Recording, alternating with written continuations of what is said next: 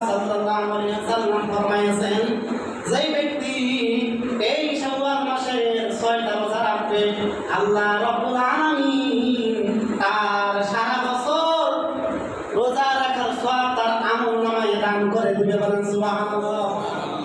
সারা বছর আপনি রোজা রাখলে যে সওয়াব হবে, এই শাওয়াল মাসের এই 6টা রোজা রাখার পরে আপনার আমলনামায় সেই সওয়াব আল্লাহ রাব্বুল আলামিন দান করবে। বলেন সুবহানাল্লাহ। এই জন্য এই শাওয়াল মাসের 6টা রোজা অলরেডি আমরা বেশ কয়েকটি দেখেই ফেলেছি। অনেকেই রেখেছেন, অনেকে এখনো রাখা শুরু করেন নাই। পুরো এক মাস আপনি আজকে যদি একটা রাখেন, 5 দিন পরে আরেকটা রাখেন, সমস্যা নেই, কিন্তু আপনাকে এই মাসের মধ্যে 6টা রোজা আপনাকে দিতে হবে। যদি দিতে পারেন তাহলে আপনি যেমন রমজান মাসের সওয়াব পেয়েছেন 1 মাস রোজা রাখা, বাকি 11 মাসে এই রোজা রাখার সওয়াবটাও আল্লাহ রাব্বুল আলামিন 6 রোজার মাধ্যমে কবুল করে দিবেন। সুবহানাল্লাহ।